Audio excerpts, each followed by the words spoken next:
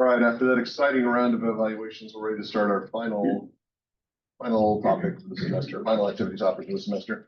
So a few reminders before we get started. First and foremost, after class today, I believe I've unlocked it at 10:30 is the final quiz. Since we will not be meeting in class on Friday, we will not. I won't be. You guys are welcome to show up to class if you want to. I just will not be teaching anything on Friday. But you'll notice on the syllabus that the quiz is still going to be taking place on Friday. So you can take it at that time or you can take it beforehand. I set it to unlock immediately after this class, so you can put it at your leisure. My assumption is that people want to get out of the way sooner rather than later. So you have that option ahead of you, but please make sure you complete that before you leave for break. I guess I should say it before the end of this week. Let's put it that way, because some of you may leave for break early. So it's just a good idea to do it before you leave for break regardless, but one way or the other, please take this. Once we get back from break, we have our presentations, and thank you very much for everyone in this course who's actually signed up. I looked at the list and 21 names in this class, and there's 21 people registered, so it worked out perfectly. Everybody signed up 7 per day.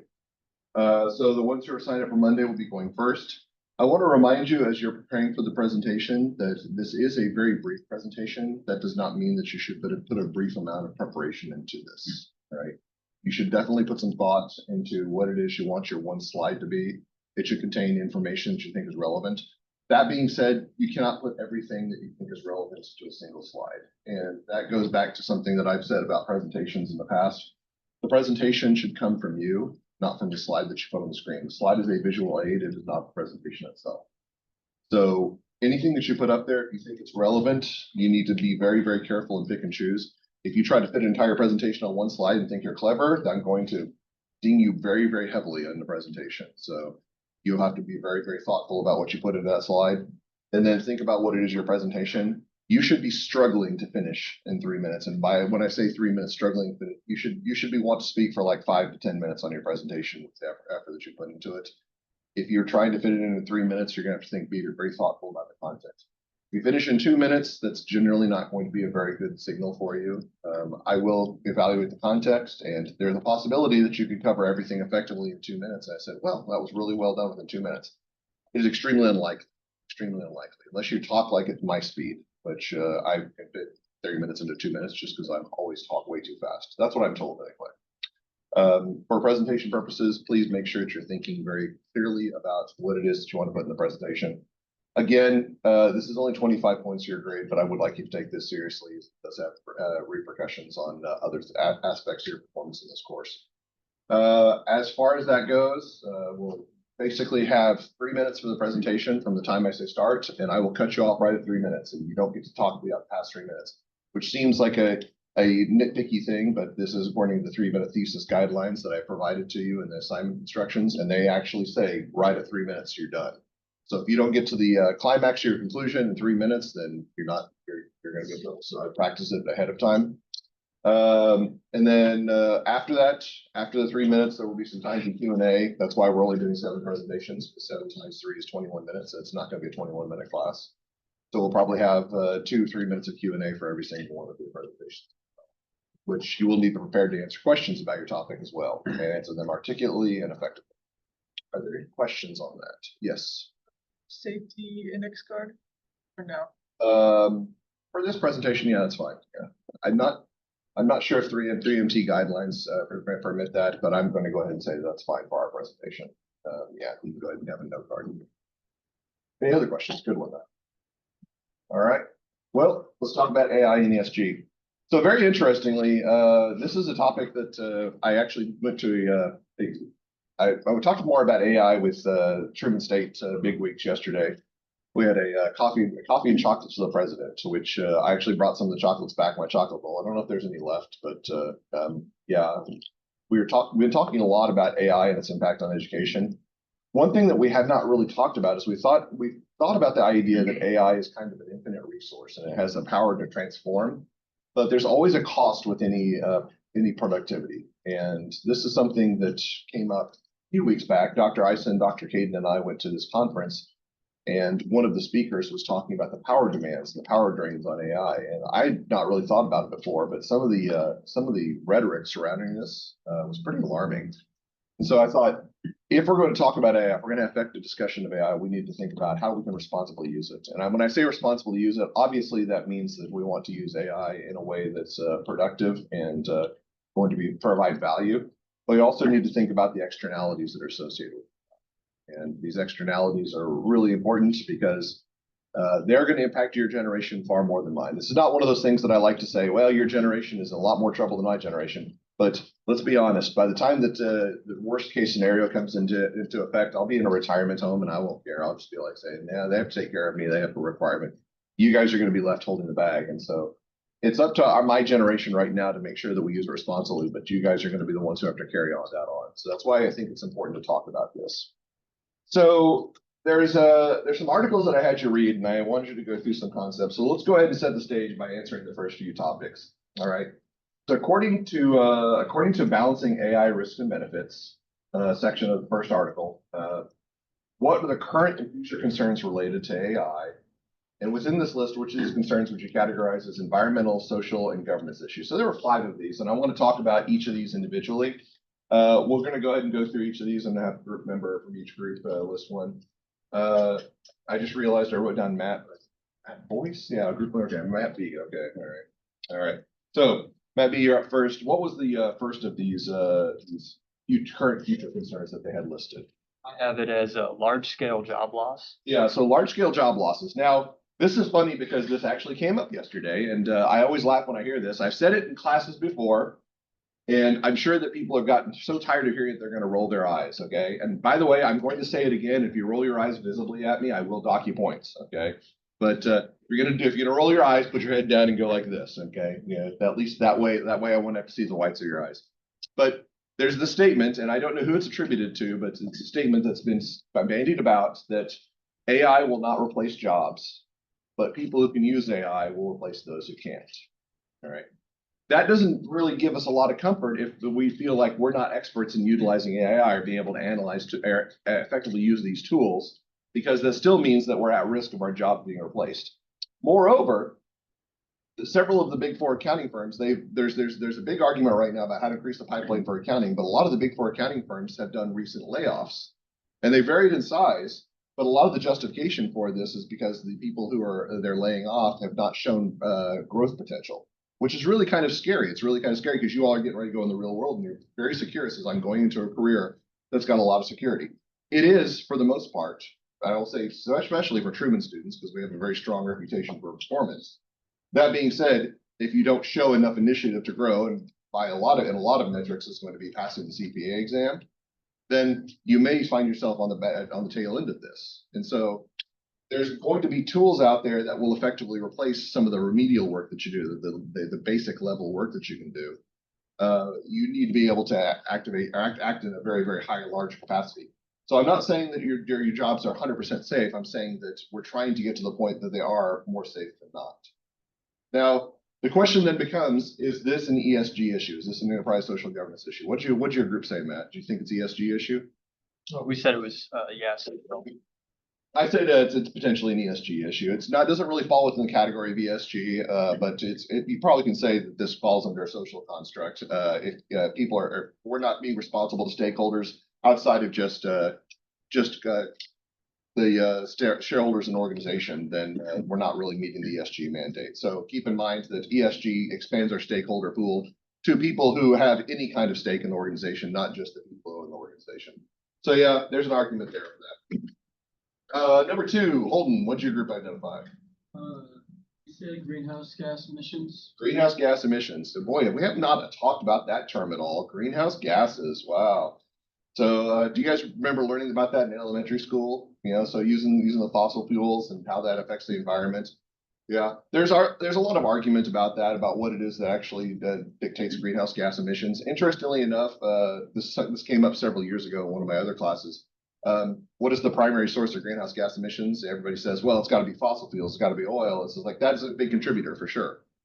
There's also other areas like the U.S. farming routines and farming and ranching routines actually contribute to that. which is not related to this. It's just kind of an interesting side note. That being said, if we know that the greenhouse gas emissions are affected by energy use, then does AI have the potential to increase those? And well, we think about AI, and AI is computerized. And if we start using computers more, then we are going to increase greenhouse gas emissions. So this is a pretty easy one. The second follow-up question is this going to be an ESG issue? Yeah, I'd say this one. This is kind of the OG or ESG issue. I'm trying to use too many initials at once. My bad, guys. Okay. All right. So yeah, definitely an ESG issue. Related to that, what is the third one? Maddie. Have that it's about like concerns about non-discrimination of personal data rights. Okay, I had that one on a different list, but that's definitely one. So privacy, exacerbation of biases, discrimination. So keep in mind that AI tools are trained on publicly available data, and some of your data is out there. Some of your data is out there, whether you like it or not. Not that we at Truman State knowingly have it out there, but some of you may have voluntarily posted it out there to social media. Some of you may just have it through publicly available channels. So if AI is going to be trained on your data, that means that there's going to be some biases associated with that, particularly if certain parties are more represented than others. And so that's certainly a problematic. That's a certain problem in there. There is that basic concern about what information, what type of detail is accessible, and whether or not that data is properly training these tools. The biases and discrimination is certainly problematic because an AI tool is only going to be as effective as the data it's trained on. And if it's publicly available data, we know that not all of the public in the world behaves rationally, okay? I'm not going to point any fingers in these specific examples, but we can identify situations where people have done things that are not rational behavior. There's actually one of my favorite jokes about this is that there's a rule of economics that rational consumers buy at the margin. And so do people, when you go to the grocery store, do you buy at the margin? Does anybody know what that even means? So do you go up and you say, okay, I want oranges. I'm going to buy oranges, all right? So I'm going to buy an orange. I have not achieved my maximum level utility, so I'm going to buy a second orange, okay? Have I achieved my maximum level utility? Not quite yet. I'm going to buy a third orange. Now, this third orange doesn't provide as much utility as the first orange, but it's still providing the utility. You don't keep buying oranges until you've maximized your utility. You just say, I'll buy a half dozen oranges and be good with it. So, which is problematic because that's an example of rational behavior, and none of us behave that way. I don't even behave that way, and I'm probably the most utility-seeking person I know. So yeah, there's quite strong examples of rational behavior. So if we're talking about that, then it means that there's certain biases that can exist in these AI models simply because they're trained on what people do, not what they should do. So what do you think, Mandy? What does your group think? Was this an ESG issue? A little bit, maybe more in like the social category. Yeah, I would say this falls within social and maybe to some small degree governance if it affects business operations, if people are making decisions based on that, but for definitely social. Some other ones that I had, related to that, privacy and access to data, which I alluded to. So basically, if this information is being, or there's publicly available information being used to train, that may not be information that people want to have shared. I will say that's one thing that we have been taught about very, very heavily in our training here as educators at Truman is that we do not provide any access to AI about information that's available for our staff, our faculty, and especially our students. So those of you who are saying, well, Dr. Barnes seemed to be really gung-ho about AI. What if he's accidentally shared my name on AI? And the answer is no. I can say 100% the chance there's no of that.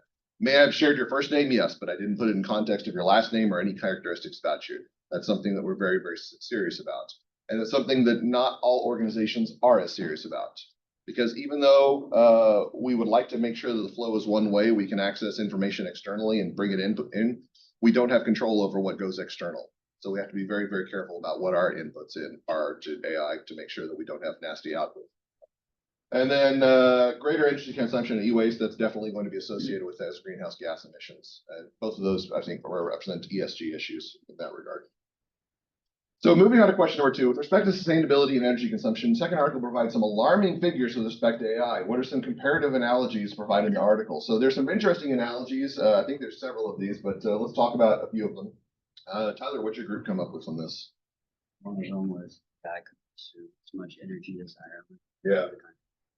Current AI technology could be on track to consume as much electricity as the entire country of Ireland. Okay. So basically AI tools by themselves at some point, we could say that AI could consume as much as a country and not, it's a smaller country, but still an entire country. That's pretty scary about that context. And it could potentially grow beyond that depending on how the scale of scope of AI. But we're not there yet, but that's still a growth prediction. Also, on a micro level, Kyle, did you group identify anything else that was in the article that was kind of a noteworthy? One LLM interaction could consume as much power as a low brightness LED light bulb for 1 hour. Yes. Okay. Does anybody leave the lights on at their house? You know, just to think about that. Yeah. So we're all pretty energy conscious, and then we go to school and say, well, Dr. Barnes told me to use AI and use it many times.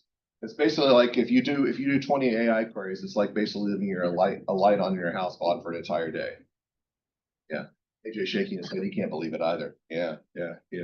So that's a pretty scary proposition. If we're talking about doing hundreds of queries an hour or 100 queries a day, then we're talking about just basically leaving all of our lights on. That's not an encouragement that you should leave the lights on in your house. That's not what I'm trying to encourage you. I was like, well, what's the point? We're going to be using electricity anyway, Dr. Barnes. Might as well use it. It's more about cautious AI use, and we'll get to that because there are some there's some takeaways on that, although some really solid takeaways. All right, the final article relates to Constellation Energy Corporation's restoration of 3 Mile Island nuclear plant. According to the article, what big tech company is driving this restoration? Kirsten, what's the name of this company? Microsoft? Yeah, small startup named Microsoft. Yeah, startup that's doing this. Yeah. Aside from being an example of how firms are in demand of renewable energy, why is this restoration of this particular plant receiving so much media attention? So what's the deal with 3 Mile Island? Why is this such a big problem? Well, because AI takes a lot of energy, right? So they're trying to get the nuclear plant back. So What do you think? Nuclear? It is nuclear. Oh my gosh. No, you're right. It is a nuclear plant. I think Have we reached the point when your generation are like nuclear? Like nuclear energy, it's just fine. You guys weren't here for like the terror of the 1980s when we were just kind of threatened by nuclear annihilation every other day. Like Russia was going to destroy the United States with nuclear weapons and nuclear weapons, and we had the ability to destroy the planet 100 times over. There was just this big stigma surrounding nuclear energy, and now you guys just got nuclear energy. Nuclear energy. It's an energy.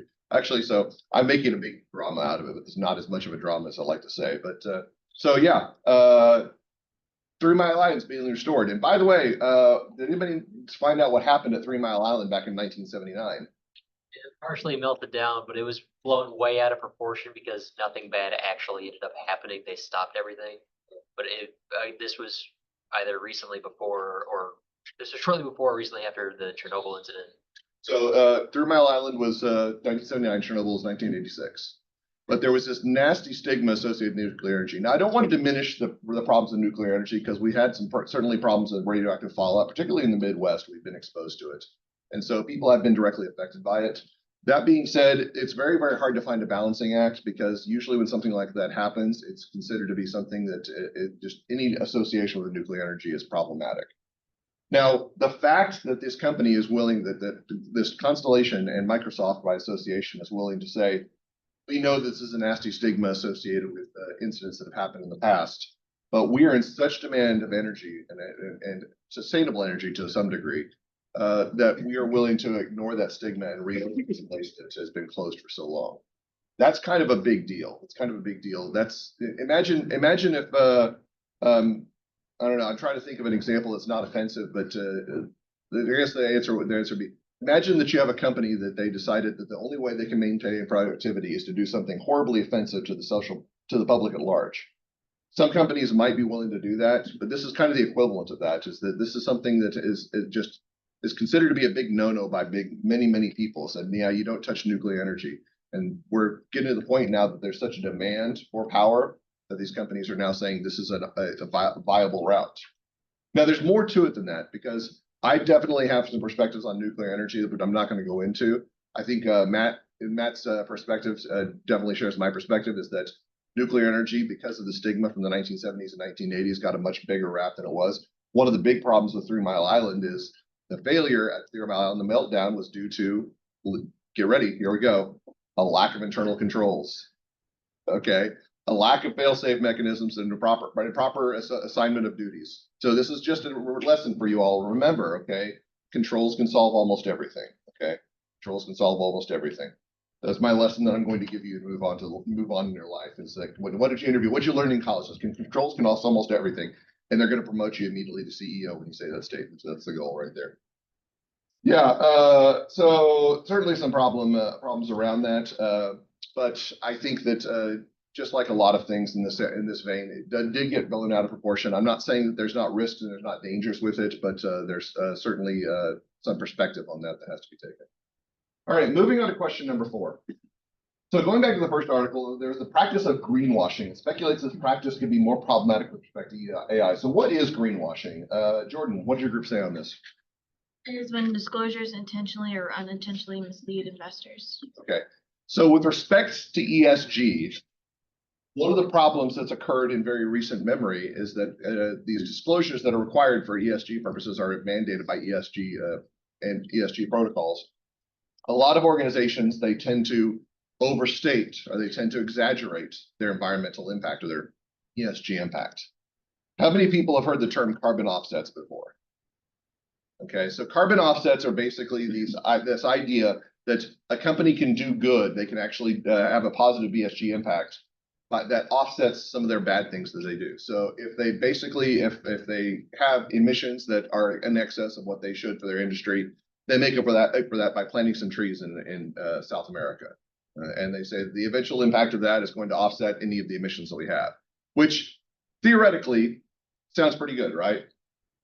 Is that a practicality? Is that something that you think would be a practical example? Do you think that that's always the way it works? Is that if we plant a half dozen trees that we're going to stop 1 pound of emissions? It's really, really hard to quantify that. It's really hard to quantify whether the effect is. And one of the problems is that some of the quantifications have been grossly inadequate. So an example of greenwashing would just basically be saying something that this is what we did and this is the impact, when it's far, far exaggerated, far beyond what the actual effect was.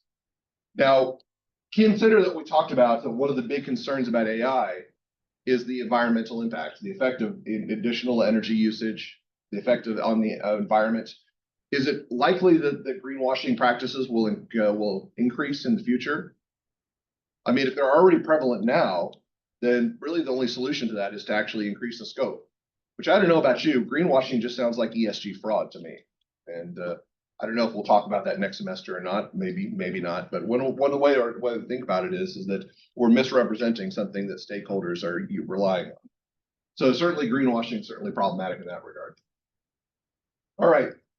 One pattern in technological development of the past century has been technological progress is aligned with technological efficiency. Can we say that that's the case? Yeah, it's pretty easy. So we talked about the development of microchips in the 1980s and smaller technologies build more and more power.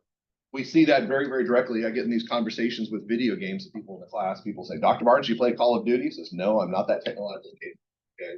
But Call of Duty is on like the new platforms like the PlayStation 5 and the Xbox One S, okay, and really, really high-end machines. Could you have played the same Call of Duty game 20 years ago? No, because we had systems that were a lot less capable. Okay, 20 years ago, I think that's probably like the Xbox One. It's the original. The Xbox 360 came out. Xbox 360. That's right. Xbox 360. Okay, and before that, we had like the Nintendo consoles. Before the Nintendo Switch, you know, way back in the day, 1986, we had the original Nintendo Entertainment System. And they're usually defined by the number of bits they can process. But keep in mind that the whole goal of that was that the processing power became more pronounced as the efficiency became more pronounced. And so that's a very easy trend to use in video games. And I like using that because I'm a video game aficionado, but I think that that's an easy way to think about technological efficiency. Now, according to the second article, are past efficiency trends perpetually sustainable? Matt B., what'd your group say on that one? We said no, because it's becoming physically impossible to make microelectronics smaller and more efficient. That's really, really problematic, okay? So does that mean that we're capped on the capability of our video game systems now? I hope not. All right, we're just going to have to add more chips to the systems now, and then have to integrate them. Yeah, but no, obviously the joke being is that we want to have progress in that regard, but this is more about progress with respect to technology and AI use. So if we cannot achieve newer efficiencies, we can't minimize the size of the systems. What does that mean about the systems in the future that are going to have to process these massive AI tools? They're probably going to have to be much larger, okay, much larger in scale, much larger in scope, and utilize a much greater energy. We can't minimize the amount of energy. We are not going to we're not going to be able to achieve that level of efficiency. So the implication with respect to progress in artificial intelligence, basically, we're not going to see efficiency scale with artificial intelligence. We're going to see greater energy output, greater resource usage. Certainly going to be something for concern in the future. All right. Ultimately, the second article concludes the true solution to sustainability with respect to artificial intelligence is self-restraint. All right. Everybody really good at self-restraint? Getting this concept to the instructor who willingly talks about how much he enjoys cheeseburgers, talking to you about self-restraint, okay? Yes. Is this a realistic solution? All right, Holden, lay it on me. Is it a realistic solution? Not, why not? Well,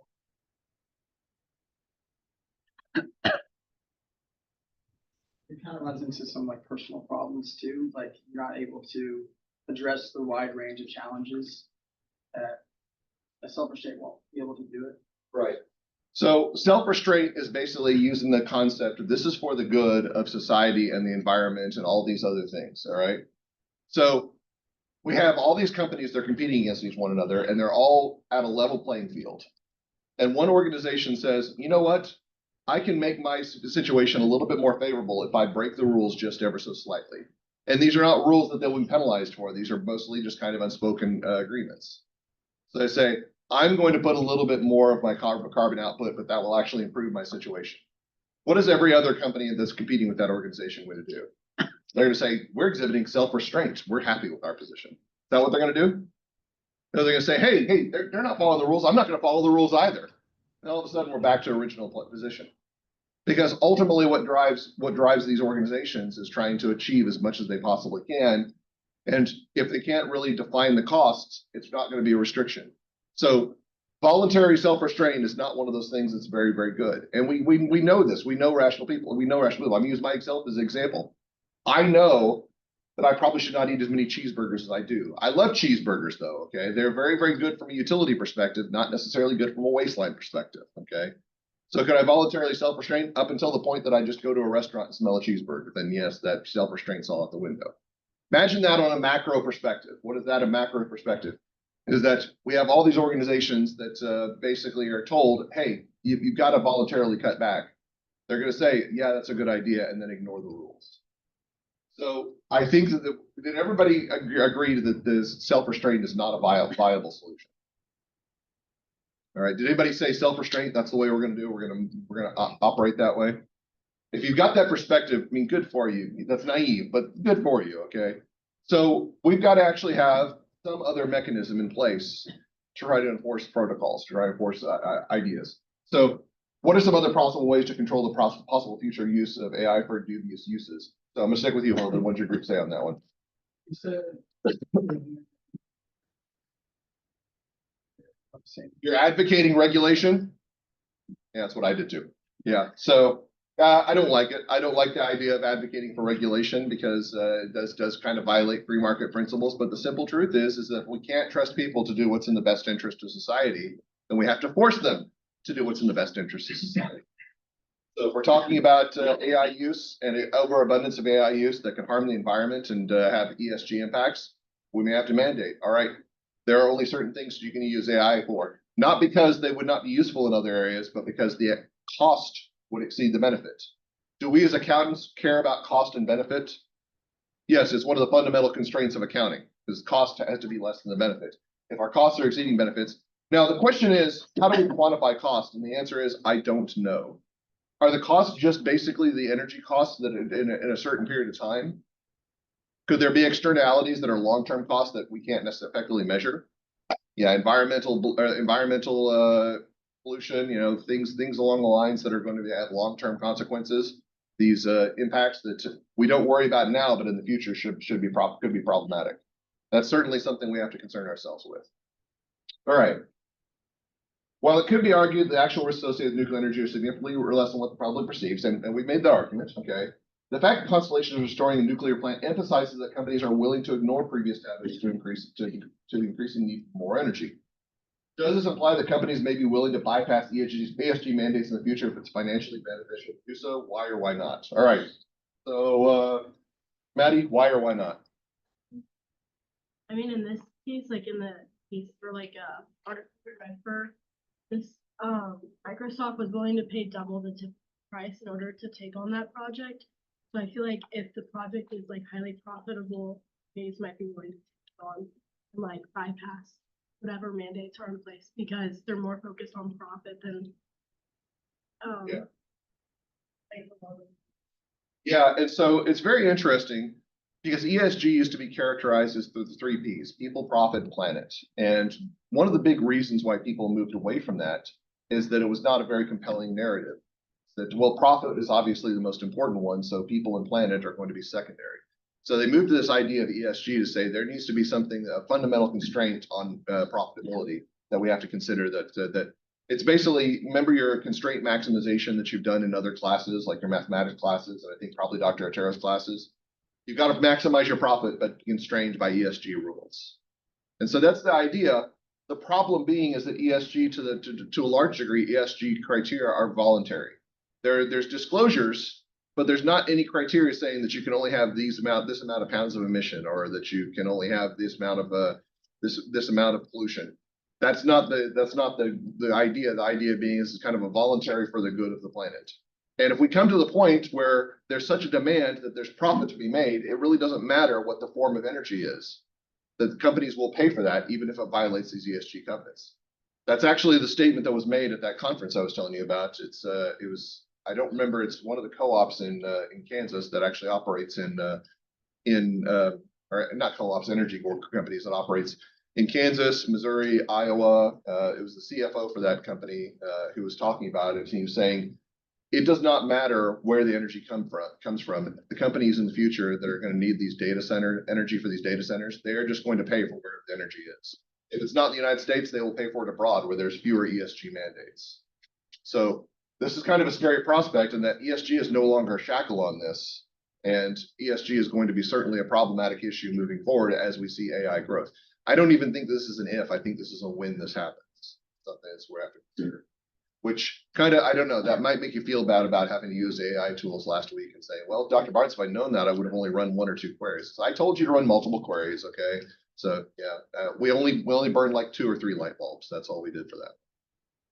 So the third article alludes to nuclear power being a renewable or sustainable source of energy. One potential approach to the AI ESG issues require tech firms to provide a certain proportion of AI operations and renewable energy sources. What are some ways this approach might be beneficial? Tyler, what's your group say on this one? Forcing companies to use like renewable energy sources, maybe improve the ways we can do it. Focus on the powerhouses and make them powerful. So we do have renewable energy sources right now. We do have the nuclear power that's kind of burgeoning right now. We've got the windmills. Has anybody ever looked at the wind farms north of Kirksville? Kind of cool, especially at night when all the lights are blinking, which I would hope that all those lights are being powered by the windmills themselves. But it's kind of cool to see.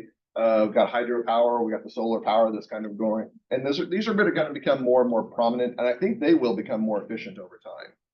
Even though the technology surrounding them may not become more efficient, the technology surrounding the energy generation itself should become more efficient. That being said, there is a bit of a caveat there because I did throw out a few more questions. So what are some ways it might not? Kyle, what's your group say?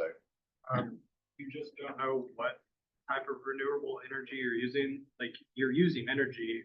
There's not always something that says, oh, of this, 25% was renewable. So it's just hard to track. Yeah. So it's really, really hard to know what type of renewable energy. And renewable energy are very conditional in their usage.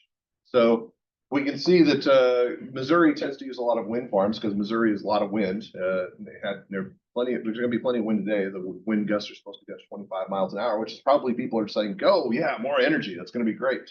All right.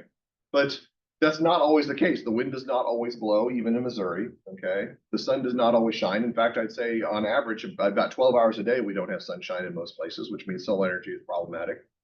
And there's definitely externalities associated with these as well. If you get to people who are really, really big, what's the opposite of advocate? Detractor, okay? People who are detractors of renewable energy, they talk about kind of the environmental impact of the tools themselves. It's like what happens when a windmill, when a wind generator, wind turbine, what happens when that falls apart? Do they go and clean it up and replace it with a new one? Oftentimes there's no, it just kind of sits there and just takes up space. That's a kind of defeating the whole purpose of having a renewable energy source.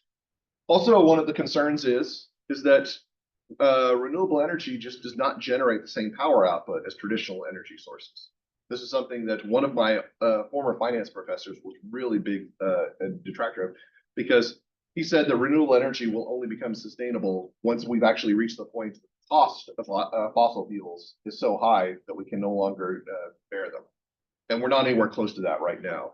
If we were maybe at like $10 per gallon in the United States, $10 per gallon of gas, we might reach that point where we'd say, all right, I'm a little bit more interested in looking at like an electric vehicle or a hybrid vehicle. But especially the United States, where we've got a very, very strong energy policy that tries to promote that, we're definitely not reaching that cost point, which again, we can voluntarily say it would be great if we just use renewable energy sources, because that would be better for the future and for the environment. But that's really, really hard to say when you knowingly incur an additional cost on top of that. If you say, all right, well, it's effectively going to cost you $1 for every mile that you drive, as opposed to like 20 cents for every mile that you drive. All right, so that's something to concern yourself. So I've kind of led you down this primrose path, and this last question is the kind of the takeaway for this. Do you feel that such an approach would ultimately be feasible? And Kirsten, you're going to wrap this all up for us. What does your group say on this one? I mean, feasible, it's kind of like hard to say, because we haven't done anything like this or had AI like on this massive scale. Yeah. So we don't have a blueprint for this moving forward. Right. I don't know, I feel like it's gonna have to like something we learn as we go, but yeah, I don't, if we can find a way to have the energy, then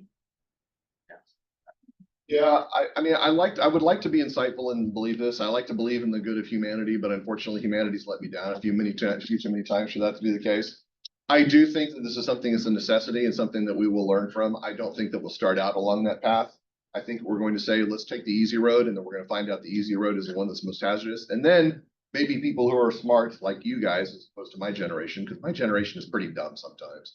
Your generation will come up and say, you know what, we're gonna stick it to Dr. Barnes and the old people, and we're gonna actually go to a way that's sustainable for the future.